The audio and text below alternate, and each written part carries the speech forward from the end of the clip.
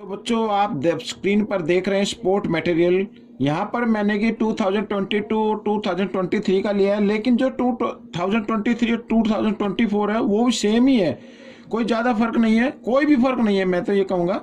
और आज हम जो करने वाले हैं, क्योंकि ये जो आप देख रहे हैं स्पोर्ट मटेरियल, ये आपके जो बोर्ड के एग्जाम होगी काफ़ी हेल्प करेगा, काफ़ी हेल्प करने वाला है। और आज हम जो करने जा रहे हैं चैप्टर नंबर 9, चैप्टर नंबर 9 का फर्स्ट पार्ट अब मैं लेकर आया हूं। सबसे पहले हम एमसीक्यू करेंगे। आइए करना शुरू करते हैं। मैं हूं हरी सर और आप सभी बच्चे देख रहे हैं आपका अपना यूट्यूब चैनल चलो कदम बढ़ाए। देखो यहां पर बच्चों मैंने हमेशा की तरह लिख के रखा हुआ है। ये देखिए क्वेश्चन नंबर फर्स्ट क्या कहता है, the length of A shadow of a tower. मैं एक छोटा सा बना लेता हूं बच्चों, ठीक है। ये टावर है, मान लीजिए A B is a tower, ठीक है। अच्छा, shadow of a tower on the plain ground, और ग्राउंड ये प्लेन ग्राउंड हो गया, ये ग्राउंड हो गया, is 3 times the height of the tower. जो हाइट है ना टावर की, उसके 3 टाइम्स है। अगर इसकी हाइट हम अगर एक्स मान ले तो यहां पर √3 टाइम्स हो जाएगा बच्चों, इसकी शैडो हो जाएगी, ये हो गई, ठीक है, इस तरीके से। तो हमें फाइंड आउट करना है the angle of elevation of sun is, ठीक है। आइए करना शुरू करते हैं। अब बच्चों देखो हमारे पास जो गिवन है परपेंडिकुलर और बेस, तो परपेंडिकुलर बाय बेस होता है tan थीटा में। tan थीटा क्या होता है, परपेंडिकुलर बाय बेस, यहाँ पे सी लगा देते हैं, ठीक है। आइए तो x और यहां पर आ गया बच्चों √3x, इस तरीके से। अब x से x काट दीजिए, ऊपर 1 रह गया, तो वैल्यू आ गई 1/√3, ठीक है। और tan थीटा में 1/√3 वैल्यू होती है 30 डिग्री पर। तो इसका मतलब tan थीटा की वैल्यू क्या आ गई बच्चों, यानी एंगल कितने का आ गया, 30 डिग्री का आ गया। ये आपका आंसर हो गया ऑप्शन बी। आइए करते हैं क्वेश्चन नंबर सेकंड। तो क्वेश्चन नंबर सेकंड क्या कहता है, देखो a tops of the pole of height 16 metre and 10 metre. यहां पर मैं छोटा सा बना लेता हूं, मान लीजिए 10 मीटर है और ये 16 मीटर है, ठीक है ना। ये इस तरीके से, ये 16 मीटर और ये 10 मीटर, इसको नाम ए भी दे लेते हैं और ये सी डी हो गया। अच्छा, are connected by a wire, ये कनेक्टेड है वायर, ठीक है, वायर से कनेक्टेड है, ये मैंने वायर से कनेक्टेड कर दिया है इनके टॉप को, ठीक है। अच्छा, आगे लिखा है जिसकी लेंथ क्या एल मीटर है बच्चों, ये एल मीटर है। If the wire makes an angle of the horizontal, ठीक है, विद हॉरिजेंटल, देन ये हॉरिजेंटल बच्चों ये लाइन होती है, ये लाइन यहाँ पर, तो यहाँ पर ये 30 डिग्री का एंगल क्या कर रहा है, बना रहा है, ठीक है। तो हमें एल की वैल्यू फाइंड आउट करनी होगी। एल की वैल्यू फाइंड आउट करनी होगी तो सबसे पहले आपको ये वैल्यू फाइंड आउट करनी पड़ेगी, ठीक है ना, ये वैल्यू आपको फाइंड आउट करनी पड़ेगी। अब मैं आपको इधर से ये ज्वाइन कर लेता हूँ। अब बच्चों देखो ए बी कितनी है 10 और यहाँ पर बी सी डी कितनी है 16 है। तो यहाँ पर बिल्कुल हमने ये ग्राउंड से यहाँ पे तो 90 डिग्री का एंगल बनेगा, आपको मालूम ही है, मैंने इसको ज्वाइन किया है, ऊपर से बिल्कुल ये सीधे हैं, ठीक है, कोई भी टेढ़े मेढ़े नहीं है, तो सीधे। तो ये यहाँ पर अगर ये 10 है तो ये भी 10 होगी, यानी डी ई कितनी हो जाएगी 10। और तो इधर ये यहाँ पर सी ई कितनी बच जाएगी, तो 6 बचेगी, क्योंकि पूरी तो 16 थी ना, तो 6 मीटर हम इसको लिखेंगे। अब आप देखिए बच्चों यहाँ पर परपेंडिकुलर बाय हाइपोटेन्यूज, यहाँ पर ये गिवन है और एंगल दिया हुआ है, तो परपेंडिकुलर बाय यानी p/h होता है साइन थीटा में, तो हम लिखेंगे साइन थीटा। तो साइन थीटा की वैल्यू क्या होती है p/h, यानी परपेंडिकुलर 6 और h क्या है बच्चों l, इस तरीके से, ठीक है ना।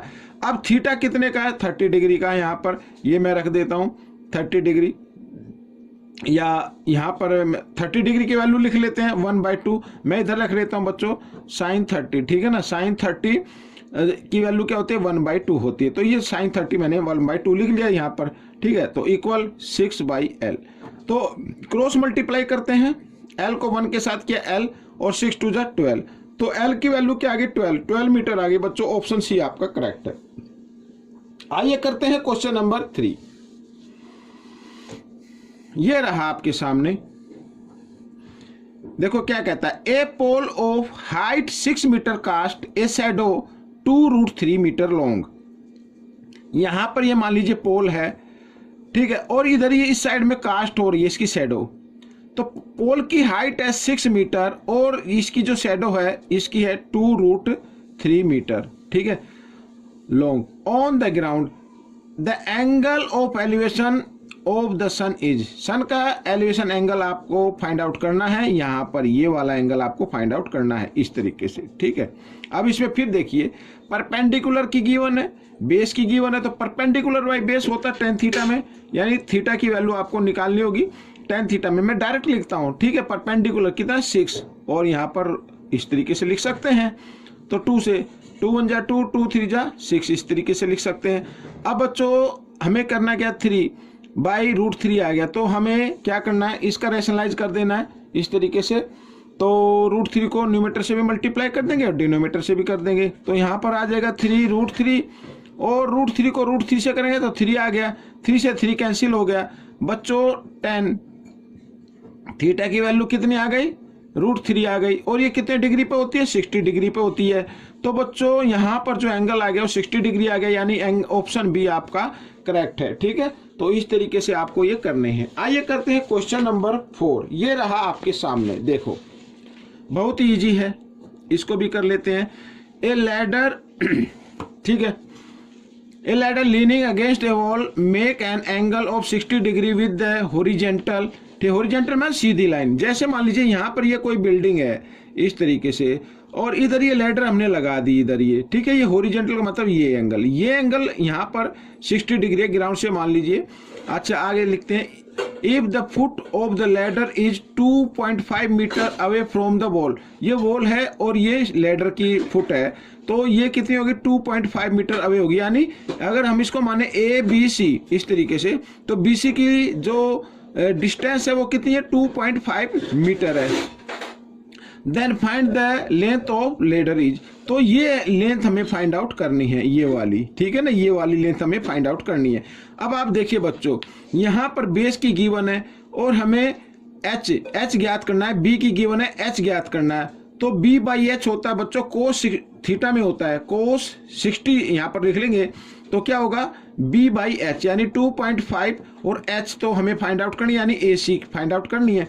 और कोस 60 की वैल्यू क्या होगी, मैं इधर लिख लेता हूँ, कोस 60 की वैल्यू होती है बच्चों 1/2, ठीक है ना, 1/2 और इधर 2.5 और इधर आकर ये AC, तो क्रॉस मल्टीप्लाई करेंगे AC को 1 के साथ करेंगे तो कितना आ जाएगा AC आ जाएगा इक्वल, और 2.5 को 2 से मल्टीप्लाई करेंगे तो 5 आ जाएगा 5 मीटर, ठीक है। तो लेडर की लेंथ कितनी आ गई 5 मीटर आ गई, तो ऑप्शन C आपका रहेगा इसमें। आइए करते हैं क्वेश्चन 5, तो ये भी इजी है बच्चों, देखो क्या कहता है, if a tower is 30 metre height, ठीक है, टावर यहाँ पर मैं बना लेता हूँ टावर, ये टावर हो गई, ठीक है, ए भी टावर मान लेते हैं और इसकी हाइट कितनी है 30 मीटर है। कास्ट ए शैडो, यहाँ पर ये शैडो बना रहे हैं इधर इस तरीके से, तो जिसकी है 10√3 मीटर लॉन्ग, तो इसको भी लिखते हैं 10√3 मीटर लॉन्ग, ठीक है, on the ground. The angle of elevation, angle of elevation आपको फाइंड आउट करना है, यानी ये फाइंड आउट करना है। फिर वही देखो परपेंडिकुलर की गिवन है, बेस की गिवन है, P/B यानी परपेंडिकुलर बाई बेस ये होता है tan थीटा में, ठीक है, तो थीटा की वैल्यू आपको फाइंड आउट करनी है, तो 30 और यहाँ पर आ गया 10√3 इस तरीके से, तो 10 से 10 3 जा, ठीक है, अब 3 यहाँ पर आ गया √3, तो हम क्या करेंगे रैशनलाइज कर देंगे, तो √3 से न्यूमरेटर को भी मल्टीप्लाई कर देना और साथ ही डिनोमिनेटर को भी कर देना है, ठीक है। तो इधर लिखते हैं तो 3√3 और √3 को √3 से करेंगे तो 3 आ जाएगा, 3 से 3 कैंसिल हो गया, तो tan थीटा की वैल्यू वो सॉरी जो वैल्यू निकल कर आई है वो ये √3 और ये कितने डिग्री पे होती है, ये होती है tan 60 की वैल्यू, तो यहाँ पर लिखेंगे tan 60, यानी आपका जो एलिवेशन एंगल है वो है बच्चों 60 डिग्री का, ठीक है, वो कितने का 60 डिग्री का, यानी 60 डिग्री आपका आंसर आ गया। तो बच्चों ये पार्ट आपका कंप्लीट हो गया है, ठीक है। मैं आपसे रिक्वेस्ट करता हूं कि आप ज़्यादा से ज़्यादा प्रैक्टिस कीजिए, स्कूल में कोई टीचर बताए, ट्यूटर कोई बताए तो उसके बताने से आपको समझ सकते हैं, लेकिन अच्छे मार्क्स अगर आपको लाने हैं तो आपको ज़्यादा से ज़्यादा प्रैक्टिस करनी पड़ेगी, ज़्यादा से ज़्यादा प्रैक्टिस कीजिए, अच्छी रैंक लेके आइए। अब हम मिलेंगे नेक्स्ट पार्ट में, टिल देन थैंक यू।